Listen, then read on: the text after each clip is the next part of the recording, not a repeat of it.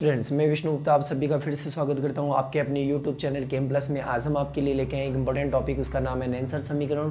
ये नेंसर समीकरण class 12 BSc second year MSc NET GATE या कोई भी अदर कम्पिटिटिव एग्जाम हो उन सभी में न्यूमेरिकल क्वेश्चन के रूप में पूछी जाती है। तो आज हम इसको स्टार्ट करते हैं, डेरिवेशन इसका, उसके बाद हम इनके न्यूमेरिकल क्वेश्चन को डिस्कस करेंगे। तो चलो स्टार्ट करते हैं नेंसर समीकरण को। तो क्या है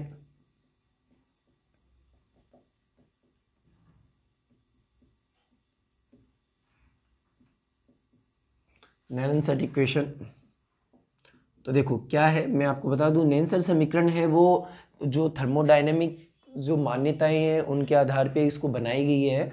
तो नेंसर्ट ने थर्मोडायनेमिक्स क्वांटिटीज़ को यूज करके ये समीकरण को बनाया। तो मैं कह सकता हूँ इसमें जो सेल का जो विद्युत वाहक बल है ई, और मैं क्या कह सकता हूँ जो टेम्परेचर है, और मैं क्या कह सकता हूँ कि जो इसमें जो विलायक भरा जाता है उसका सक्रिय द्रव्यमान, मतलब उसकी एक्टिविटी ए को, और उसमें क्या होता है आर इलेक्ट्रोड की जो प्रकृति है, उन सभी को यूज करके एक इक्वेशन बनाएगी। उस इक्वेशन का नाम क्या रखा गया? नेंसर्ट इक्वेशन रखा गया। ये नेंसर्ट इक्वेशन क्या है तो देख लो, मैं आपको बता रहा हूँ वापस। सेल के इलेक्ट्रोड विद्युत वाहक बल और टेम्परेचर और पदार्थों की सक्रिय सांद्रताएं और उस आर मतलब इलेक्ट्रोड की जो प्रकृति है, उन सभी को यूज करके नेंसर्ट ने अपनी समीकरण बनाई थी। उसका नाम रखा गया था नेंसर समीकरण। ठीक है, तो देखो आज हम नेंसर समीकरण को समझते हैं कैसे बनती है ये। तो मैं एक इक्वेशन लिखने जा रहा हूँ, उस इक्वेशन से मैं बनाएंगे। तो मैं एक रिवर्सिबल रिएक्शन देता हूँ। तो देखो मैं क्या लिख सकता हूँ, फॉर ए रिवर्सिबल रिएक्शन। कोई एक रिवर्सिबल रिएक्शन लेता हूँ जिसको उत्क्रमणीय अभिक्रिया कहते हैं। जैसे मैंने कहा ए बी बी, और इससे बन गया small C capital D, capital C small D capital D.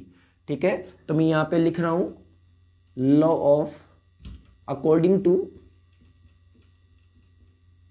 Law of mass action, दर अनुपाती क्रिया के नियम के अनुसार। दर अनुपाती क्रिया के नियम के अनुसार क्या कह सकते हैं हम? दर अनुपाती क्रिया का नियम क्या कहता है? ये साम्यावस्था स्थिरांक होता है, जिसको हम कैसे लिखते हैं? क्या लिखते हैं? प्रोडक्ट की सांद्रता बटे रिएक्टेंट की सांद्रताओं का गुणनफल। तो प्रोडक्ट की सांद्रता क्या है? देखो प्रोडक्ट ये है, तो हम क्या कहेंगे यहाँ पे इसकी सक्रिय सांद्रताओं को हम यूज करेंगे। तो मैं लिख रहा हूँ ए सी की पावर सी। ये कैपिटल जो स्मॉल सी है ना, वो स्टाइक्योमेट्री को रिप्रेजेंट कर रहा है। Small C small D small B small A stoichiometry represent करते हैं। और ये किस में जाते हैं? जब भी हम इसके लिए लॉ ऑफ मास एक्शन लिखते हैं तो उसमें जो पावर है, पावर के रूप में कौन चली जाती है? स्टाइक्योमेट्रिक जो कोफिशिएंट चले जाते हैं। ठीक है, ध्यान रखना। यहाँ पे ए डी की पावर हम क्या लिख देंगे? डी अपॉन ए की power small A, activity of B, और बी की पावर बी। ठीक है, इसको हमने लॉ ऑफ मास एक्शन के अनुसार लिख लिया। यहाँ पे मैं लिख देता हूँ, यहाँ पे ए बी ए सी और ए डी क्या है? ए बी सी डी पदार्थों की, ए बी सी डी जो मैं क्या कह सकता हूँ? Reactant and product, reactant and product की क्या है? सक्रिय सांद्रताएं, सक्रिय एक्टिव कंसंट्रेशन। ठीक है, या मैं क्या बोल सकता हूँ, इनको सक्रियताएं भी कह सकता हूँ। तो ये ए बी सी डी क्या है? मैंने यहाँ पे बताया ए बी सी डी मतलब रिएक्टेंट और प्रोडक्ट की क्या है? सक्रिय सांद्रताओं को निरूपित करेगा। ए बी ए सी और ए डी। ठीक है, ये हमने पैटर्न लिख लिया लॉ ऑफ मास एक्शन के अनुसार। अब हम क्या कहने जा रहे हैं? तो ये तो हमने कहा याद रखना। ठीक है ना, हियर यहाँ पे जो है वो मैंने लिख दिया। अब मैं कहता हूँ जो सेल का विद्युत वाहक बल होता है और जो गिब्स ऊर्जा होती है, तो मैं क्या कह सकता हूँ? सेल एक्चुअल में आपको दिखेगा नहीं यहाँ पे, तो मैं यहाँ पे लिख देता हूँ, यहाँ पे लिख देता हूँ। देखो गिब्स ऊर्जा, गिब्स एनर्जी एंड सेल का जो इलेक्ट्रोड पोटेंशियल है, या जिसको मैं सेल पोटेंशियल भी लिख सकता हूँ, सीधा लिख देता हूँ, सेल पोटेंशियल में जो रिलेशन होता है, तो रिलेशन होता है Gibbs energy and cell potential, जो रिलेशन है वो क्या है मैं आपको बता देता हूँ। जो रिलेशन होता है वो होता है डेल जी बराबर लिखा जाता है del G nought plus R T L N Q लिखा जाता है। क्यू मतलब यहाँ पे केसी क्यू लिख दो या केसी भी लिख सकते हैं, क्योंकि हमने यहाँ पे केसी यूज किया है लॉ ऑफ मास एक्शन के लिए, या इसलिए हमने यहाँ पे केसी लिखा है। तो देखो इसको हम लिखें तो सोल्व करें, देखें तो मैं यहाँ पे लिख सकता हूँ, यहाँ पे लिख रहा हूँ मैं केसी क्या है, साम्यावस्था स्थिरांक, साम्यावस्था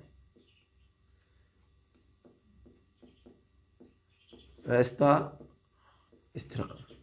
तो केसी साम्यावस्था स्थिरांक दिखा रहा है, इक्विलिब्रियम कांस्टेंट को दिखा रहा है, मैं लिख देता हूँ यहाँ पे इक्विलिब्रियम कांस्टेंट को रिप्रेजेंट कर रहा है, ठीक है। तो ये एक बात बताओ, कांस्टेंट है, कांस्टेंट का अगर लॉग लेते हैं तो मैं क्या लिख सकता हूँ, अगर कांस्टेंट का हम क्या करते हैं लॉग लेते हैं तो वो क्या होता है 0।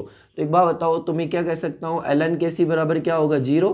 तो बताओ यहाँ पे मैं लिख सकता हूँ ना डेल जी बराबर del G nought plus R T, और इनकी जगह क्या लिख दूंगा मैं एल एन के सी बराबर क्या हुआ 0। तो यहाँ पे 0 से मल्टीप्लाई करूंगा तो क्या आएगा डेल जी बराबर डेल जी नोट।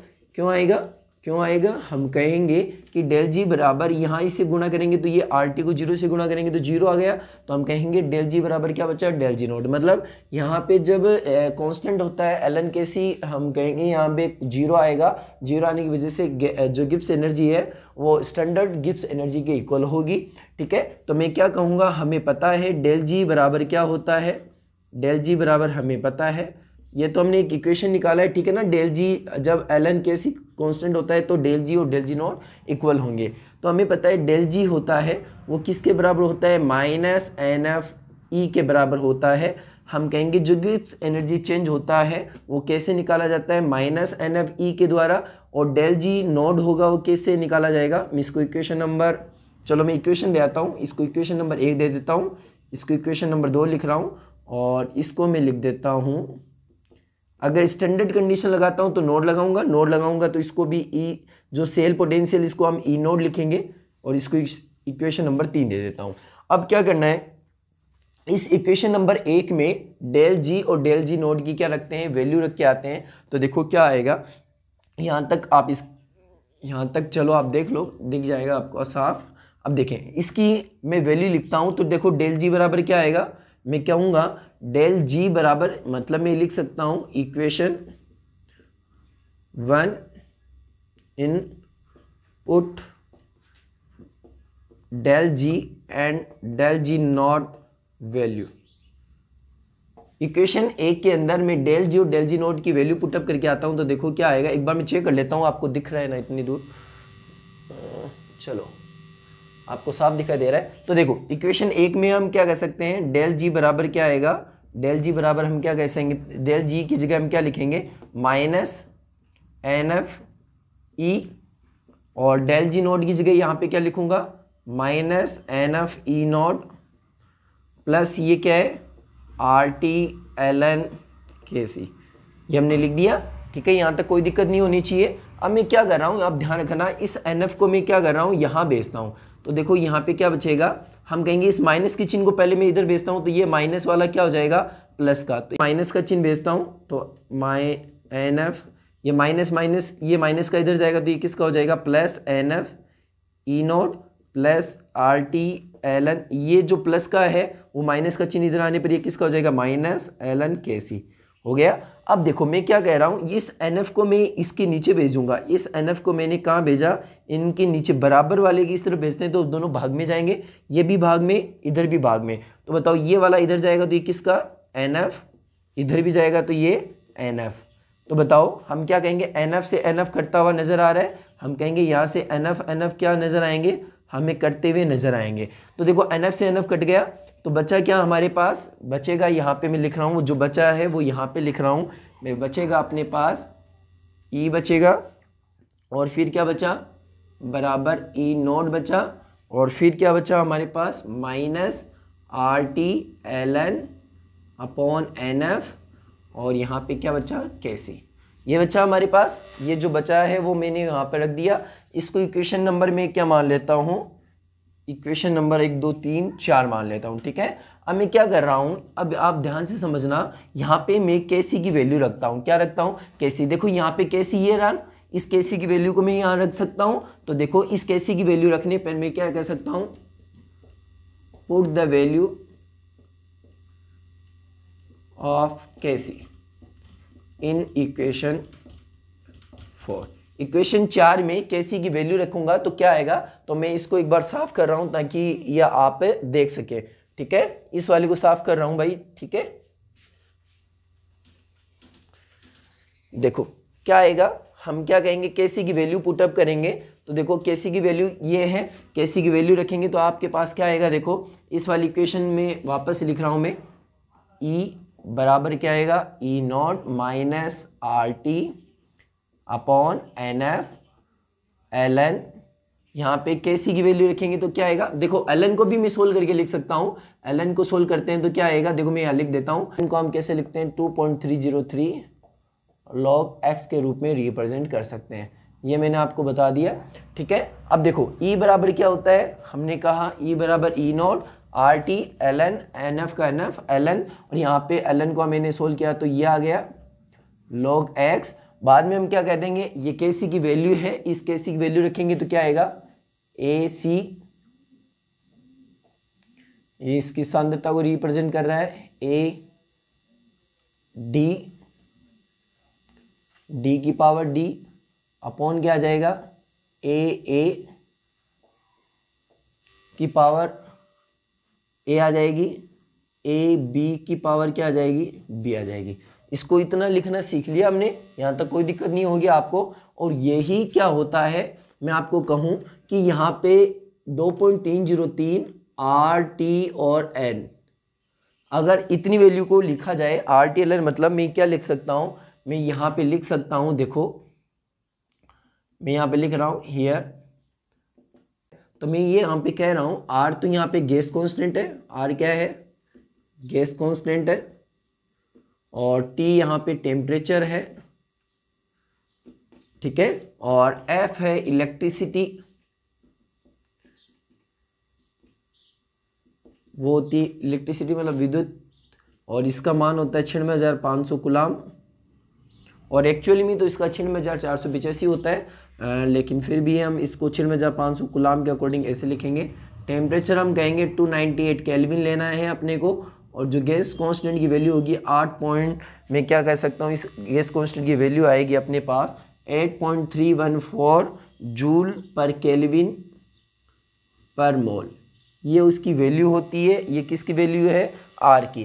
तो ये हमारे पास गैस कांस्टेंट, ये टेम्परेचर, ये हमारे पास एफ, इनकी वैल्यू को अगर मैं रखता हूँ और 2.303 से इन सभी से मतलब इतनों की वैल्यू रखूँ तो मेरे पास क्या आता है, ई बराबर आएगा ई नॉट, इतने की वैल्यू रखूँगा तो -0.0591 अपॉन, सॉरी ये वाला नहीं, एन नहीं,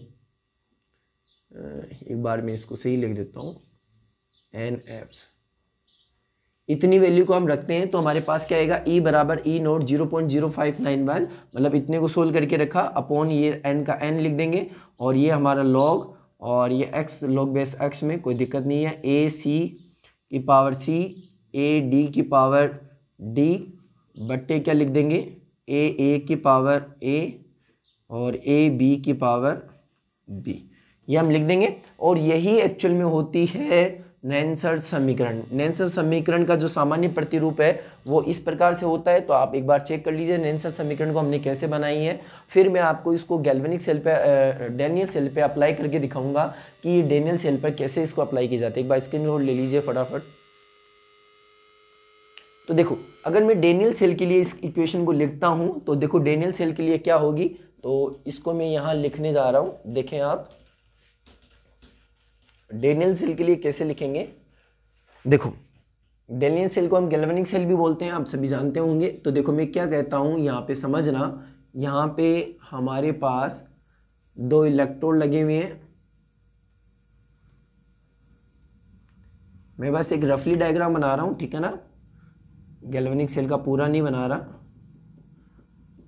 और यहाँ पे सोल्ट ब्रिज लगी हुई है जिसको हम लवण सेतु कहते हैं, और इसके अंदर हमने इलेक्ट्रोलाइट फिल कर रखा है जिसको मैं रिप्रेजेंट कर देता हूँ। नेल्सन समीकरण तो बन चुकी है, ध्यान रखना, ये हम उसको गैल्वेनिक सेल पे अप्लाई करके दिखा रहे हैं। तो देखो क्या है, और इन दोनों को मैं जोड़ देता हूँ गैल्वेनीमीटर से, ठीक है।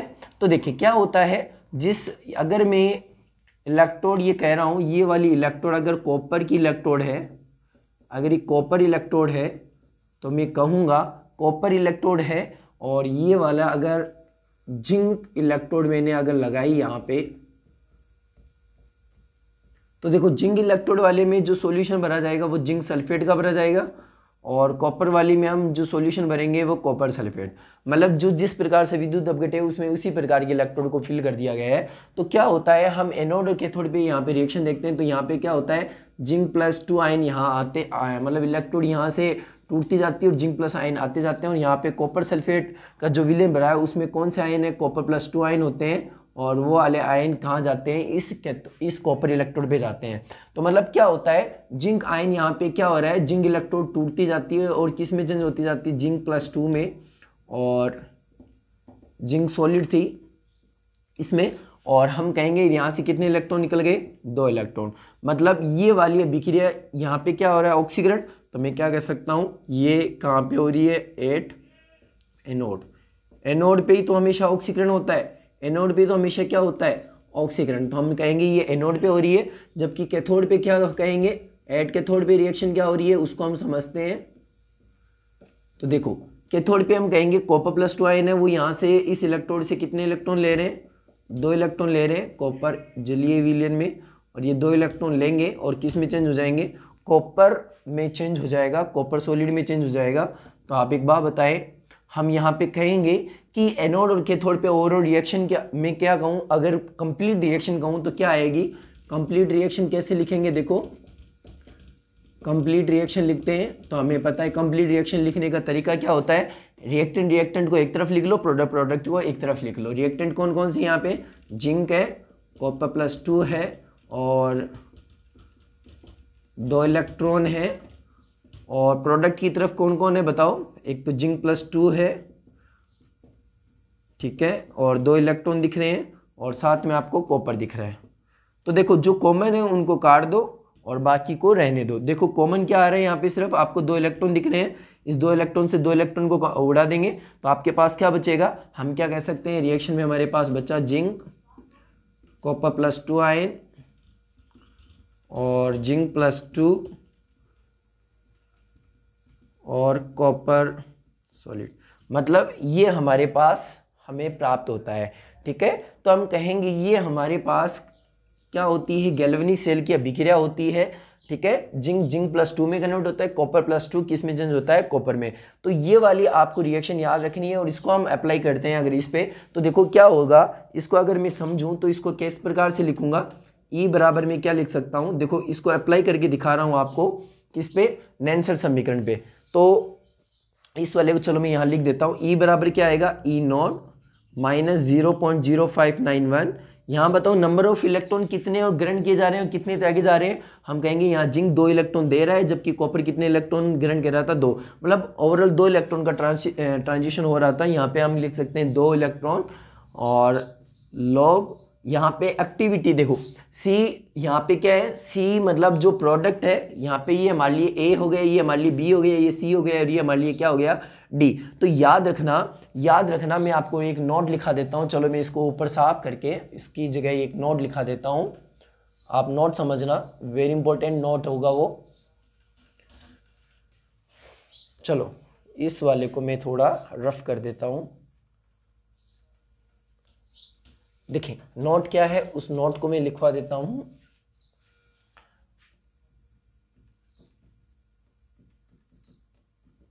ठोस पदार्थों की सक्रियता 1 होती है। ठोस पदार्थों की जो सक्रियताएं हैं वो क्या मानी जाती है, इकाई मानी जाती है, मतलब यूनिट मानी जाती है, यूनिट मानी जाती है, ये इकाई मानी जाती है। और अगर हम कहते हैं अगर कोई गैस है, और अगर कोई गैस है, मैं अगर कहूँ उस गैस का अगर 1 atm प्रेशर है, तो उस पदार्थ की भी सक्रियता कितनी मानी जाएगी, एक्टिविटी कितनी मानी जाएगी, यूनिट मानी जाएगी, 1 मानी जाएगी। ये ध्यान रखना, ठोस पदार्थों की सक्रियता हमेशा कितनी होती है, 1। और हम कहेंगे अगर कोई गैस है उसका 1 atm पे प्रेशर दे रखा है, तो वहाँ भी उसकी एक्टिविटी क्या होगी, 1 होगी। तो ध्यान रखना, आपके जो ठोस पदार्थ कौन कौन से, एक तो ये रहा और एक ये रहा, इनकी आपको सांद्रताएं क्या माननी है, इकाई माननी है। तो चले इसको इसमें पुटअप करते हैं। तो पहले पुटअप करना सीखते हैं, उसको बाद में हम बात करेंगे ये क्या है। E बराबर क्या हो जाएगा, E0 माइनस 0.0591 अपॉन, यहाँ पे n की जगह हमने क्या लिख दिया, 2 लिख दिया, ये लॉग का लॉग लिख दिया, और A की जगह हम क्या लिख देंगे, activity of C। Activity of C मतलब यहाँ पे एक्टिविटी, यहाँ पे C कौन है, C मतलब हमारा जिंक +2 है, तो यहाँ पे जिंक +2 लिख देंगे। और activity of D, activity D हमारा ये है, तो हम क्या कह देंगे, एक्टिविटी ऑफ D मतलब कॉपर है, ठीक है। बट्टे हम क्या लिख देंगे, activity of A, activity of A कौन है, जिंक सॉलिड है, ठीक है। और फिर एक्टिविटी ऑफ B कौन है, यहाँ पे कॉपर +2 है, तो हम कहेंगे एक्टिविटी B किसकी है, कॉपर +2 की, ठीक है। तो हम कहेंगे जो सॉलिड आयन होंगे उनको हटा देंगे, और मतलब सॉलिड आयन की एक्टिविटी क्या होती है, मैंने कहा ये नोट याद रखना, 1 होती है। तो यहाँ पे हम कहेंगे ये वाला और ये वाला, इन दोनों की सक्रियताएं 1 है, तो इन दोनों टर्म्स को हम हटा देंगे, क्योंकि 1 से गुणा करेंगे तो सेम टर्म ये आती है, ठीक है ना। तो इनको मैंने कह दिया ये किसके बराबर हो गई, 1 के बराबर हो गई, किसके बराबर हो गई, 1 के, ठीक है। तो हम क्या लिख सकते हैं, इसको वापस समीकरण के रूप में हम कैसे लिख सकते हैं, E बराबर लिख सकते हैं E0 माइनस 0.0591 अपॉन 2, लॉग का लॉग लिख देंगे। अब एक बात बताओ, यहाँ पे क्या बचा, एक्टिविटी ऑफ क्या बची, जिंक +2 बचा, और एक मेरे पास क्या बचा, एक्टिविटी ऑफ कॉपर +2 बचा, ठीक है। तो ये हमारे पास किसको लिखने का तरीका आ गया, ये डेनियल सेल, जो डेनियल सेल है या मैं कहूँ गैल्वेनिक सेल है, उसको रिप्रेजेंट करने का तरीका आ गया नेल्सन समीकरण में। तो अब मैं आपको कहूँ इसको और प्रकार से भी हम लिख सकते हैं ना, देखो इसको और प्रकार से हम कैसे लिख सकते हैं इस इक्वेशन को। तो देखो मैं इस इक्वेशन को और भी तरीके से लिखने का तरीके सिखाता हूँ। देखो E बराबर E0 माइनस 0.0591 अपॉन 2 लॉग। अब एक बात बताओ, ये जिंक +2 कौन है रे, हम कहेंगे जिंक +2 यहाँ पे किसको दिखा रहा है, प्रोडक्ट को, जबकि यहाँ पे कॉपर +2 किसको दिखा रहा है, रिएक्टेंट को, किसको दिखा रहा है, रिएक्टेंट को। तो मैं बताओ यहाँ पे क्या लिख सकता हूँ, प्रोडक्ट अपॉन रिएक्टेंट भी तो लिख सकता हूँ, प्रोडक्ट अपॉन रिएक्टेंट, मतलब अभिकार यहाँ पे उत्पाद की सक्रिय सांद्रताओं को दिखा रहा है, जबकि ये किसको दिखा रहा है, रिएक्टेंट की सक्रिय सांद्रताओं को दिखा रहा है। तो ये भी एक इसका रिप्रेजेंट का तरीका आ गया। अगर आपको प्रोडक्ट और रिएक्टेंट की सक्रिय सांद्रताएं दी है तो आप इसको इस प्रकार से रिप्रेजेंट करके आप देख सकते हैं कि इसको गैल्वेनिक सेल में हम कैसे चेंज करेंगे, इसको रिप्रेजेंट करने का तरीका आ गया। तो देखो इस वीडियो में मैंने आपको बताया नेल्सन समीकरण को हम कैसे डिराइव करते हैं, और अगले जो कुछ वीडियो होंगे उनमें मैं आपको दिखाऊंगा कि इनसे रिलेटेड न्यूमेरिकल एग्जाम में जो क्वेश्चन है वो एग्जाम में कैसे पूछे गए हैं, ठीक है। यहाँ से कोई रिलेटेड कोई क्वेश्चन हो तो आप मेरे को यहाँ पे कमेंट बॉक्स में कमेंट करके बता सकते हैं। Thank you so much.